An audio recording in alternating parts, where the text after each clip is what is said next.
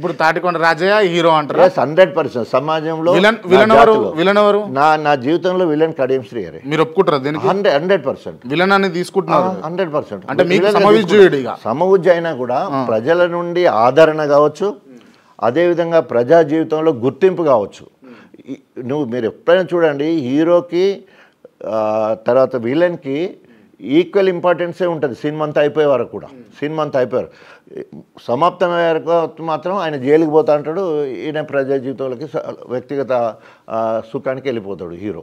So సినిమాలలో యూజువల్గా సమాప్తం అనే వరకు. Okay right. మరి కడియం శ్రీ గారిని ఎప్పుడు జైలుకి పంపిస్తారు మరి? మధ్యకాలంలో అదే 100%.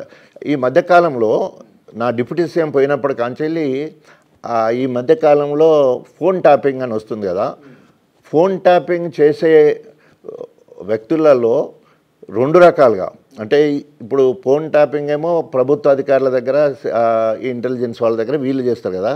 కడియం శ్రీ ప్రైవేట్ డిటెక్టివ్ని పెట్టుకొని నా ఫోన్లు కానీ నాకు దగ్గరలో ఉండే రాజకీయ నా సెకండ్ స్టేజ్ లీడర్ల నెంబర్లు తీసుకొని ఇగో వీటన్నిటి మీద నిఘా పెట్టేసి ఇన్ఫర్మేషన్ తీసుకొని. అంటే మీ పైన కడియం శ్రీహరి నిఘా పెట్టి ఫోన్ ట్యాపింగ్ చేయాల్సిన అవసరం మీ పైన, పర్టికులర్లీ తాటికొండ రాజయ్య పైన? 100%. నేను హీరోను కదా, గన్పూర్కి నేను హీరోను, ఆయన విలన్ మీరే నాతో చెప్పించారు. సో విలన్కి ఎవరి మీద ఉంటుంది? హీరో మీదే ఉంటుంది కదా. ఎందుకంటే అక్కడ నేను ప్రజా జీవితంలో ప్రజల సమక్షంలో అనేక కార్యక్రమాలు చేస్తున్నప్పుడు ఆయనను ఎక్కడ ప్రజలు యాక్సెప్ట్ చేసే పరిస్థితి లేనప్పుడు ఆయన కోపం ఎవరి మీద ఉంటుంది? నా మీద ఉంటుంది. ఆయన కులాన్ని ప్రశ్నిస్తున్నా, ఆయన మతాన్ని ప్రశ్నిస్తున్నా, ఆయన ఎదుగుదలను ప్రశ్నిస్తున్నా, ఆయన చేసే తప్పిదాలను ప్రశ్నిస్తున్నాను కదా, ఆటోమేటిక్గా ఆయనకు నా మీదనే కోపం ఉంటుంది. తర్వాత నా పదవి మీద ఆశపడ్డాడు కాబట్టి, ఉప ముఖ్యమంత్రి పదవి మీద ఆశపడ్డాడు కాబట్టి, అది ఎట్లా పోగొట్టాలని ప్రయత్నం చేసింది కాబట్టి ఇట్లాంటి బ్లాక్మెయిల్ రాజకీయాలు చేసి సిలువలు పలువలు చేసి కేసీఆర్ చెప్పి ఆనాడు ఉప ముఖ్యమంత్రి కారణం. వేరే వారు కారణం కాలేదు కదా, కేసీఆర్ గారే స్వయంగా చెప్పిండు కదా. కేసీఆర్ గారు దుర్మార్గు సిలువలు పలువలు చేసి చెప్పిండు, ఎక్స్ట్రీమ్లీ సారీ రాజయ్య, మళ్ళీ నియోజకవర్గంలో ఎవరు ఏలు పెట్టరు, మళ్ళీ నీ స్థాయి తగ్గకుండా నీకు అవకాశం కల్పిస్తానని చెప్పేసి స్వయంగా నా ఉప ముఖ్యమంత్రి పోయినప్పుడు కేసీఆర్ గారు పిలిచి చెప్పిన మాట ఇది. రైట్. తాటికొండ రాజయ్య అవకాశవాది అని అంటే మీరు ఏమంటారు? 100% కాదు. త్యాగాల పునాదుల మీద తెలంగాణ రాష్ట్రాన్ని సాధించాలంటే నేను ఒకేసారి ఇప్పటివరకు పార్టీ మార్చినా అది తెలంగాణ రాష్ట్ర సాధన కోసం, తెలంగాణ అస్తిత్వం కోసం. మాదిగల ఉనికి తెలంగాణలో గొప్పగా ఉంది. తెలంగాణ మొత్తంలో 12% ఉన్న మాదిగలకు ఎవరో ఒకరు కావాలి. మాదిగ సమాజము ఈరోజు తెలంగాణ అస్తిత్వంలో నష్టపోయిళ్ళు.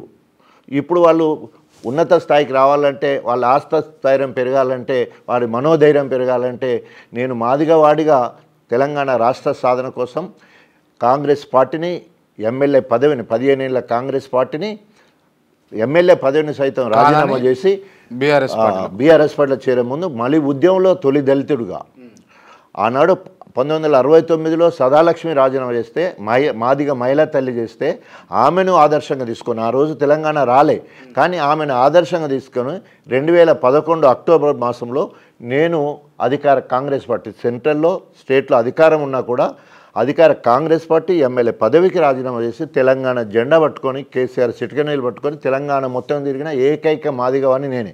ఇప్పటివరకు ఏ ఒక్క దళితుడు కూడా, అండర్లైన్ చేస్తారు, ఏ ఒక్క దళితుడు కూడా, మాల కానీ మాదే కానీ ఇంకెవరు కూడా తెలంగాణ మొత్తం తిరిగిన నాయకులు లేరు. నేను 4 సార్లు ఇప్పటివరకు తెలంగాణ మొత్తం తిరిగిన.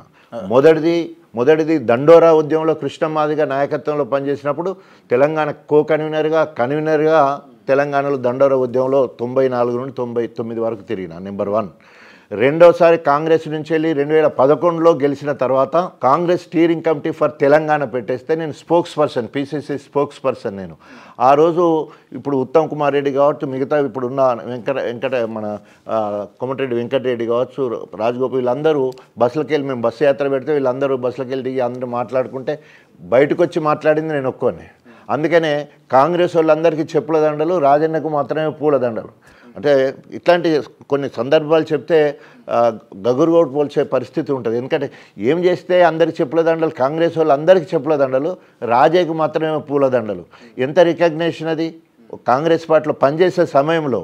అంటే నేను కాంగ్రెస్లో ఉన్నా కూడా తెలంగాణ అస్తిత్వం కోసం కొట్లాడి 4 సార్లు రాజీనామా చేసి 4వ సారికి అక్టోబర్ 29వ తారీఖు 2011 రాజీనామాను ఆమోదింపజేసుకొని మరి కేసీఆర్ ఎంబడి తిరిగి తెలంగాణ మొత్తం తిరగడం జరిగింది. అది తెలంగాణ మొత్తంలో శిక్షణ తరగతులు కావచ్చు, తల్లి తెలంగాణ ఆవిష్కరణ కావచ్చు, ధూమ్ధామ్ కార్యక్రమాలు కావచ్చు, కేసీఆర్ మీటింగ్లు ఎక్కడుంటే అక్కడ ఆ రకంగా తెలంగాణ మొత్తం తిరిగినా మాదిగా మళ్ళీ గర్వంగా చెప్తా. అప్పుడు ఉన్నవాళ్ళు కొప్పుల ఈశ్వర్ ఉన్నాడు, ఆయన ధర్మపురి వరకే, తర్వాత ఓదేలు ఉండే, ఆయన చెన్నూరు వరకే ఉండేది కథం, అంతే తప్ప వాళ్ళు ఎవ్వరు కూడా తెలంగాణ మొత్తం తిరగలే. ఆ స్థాయి నాయకత్వం వాళ్ళు వెళ్ళలేదు. మీరు ముందుండి తిరిగిరు, ఉండలే.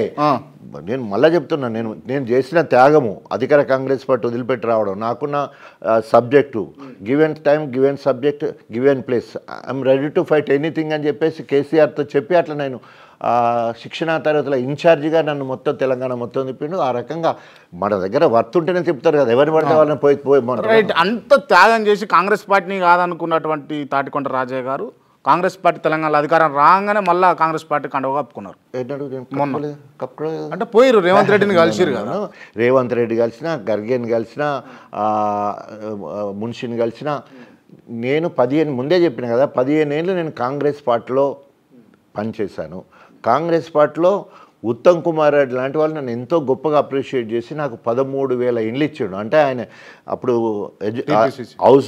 Housing minister 2013లో housing minister. నేను కాంగ్రెస్కు రాజీనామా చేసి బీఆర్ఎస్ పార్టీ నుంచి వెళ్ళి ఎమ్మెల్యే గెలిచిన తర్వాత గన్పూర్కి వచ్చిన సందర్భంలో, రాజన్న నువ్వు మొగాడివి, మేము ఎవ్వరం కూడా రాజీనామా చేయలేకపోయినావు, నువ్వు రాజీనామా చేసినావు, నువ్వు ఏదన్నా అడిగిస్తా అని చెప్పేసి కాంగ్రెస్లో ఉన్న మంత్రి నన్ను అప్రిషియేట్ చేసి మొత్తం అందరికీ ఇండ్లు, గణపురంలో అందరికీ ఇండ్లు ఇవ్వాలి ఎందుకంటే రాజన్న చేసిన త్యాగానికి అని చెప్పి 13,000 ఇండ్లు ఒకసారి ఇచ్చాడు. మొత్తం టోటల్గా దాదాపు 24,000 ఇండ్లు కాంగ్రెస్ హయాంలో 2004 నుంచి వెళ్ళి 2014 వరకు నేను కాంగ్రెస్ పార్టీ ప్రభుత్వం, యూపీఏ ప్రభుత్వంలో కాంగ్రెస్ 10 ఏళ్ళు ఉంటే 10 ఏళ్ళల్లో గణపురాన్ని హౌసింగ్ ఇళ్లలో నెంబర్ 1 స్థానంలో ఉంచడం జరిగింది. ఇవాళ గణపురం నేను పుట్టిన స్థలం స్టేషన్ గణపూర్ గడ్డ, మొత్తం ఎస్సీ కాలనీ దాదాపు 4,000 జనాభా ఉంటుంది. ఒక గుడిసి ఉండదు, ఒక గూడినిల్లు ఉండదు. That is Rajanna mark.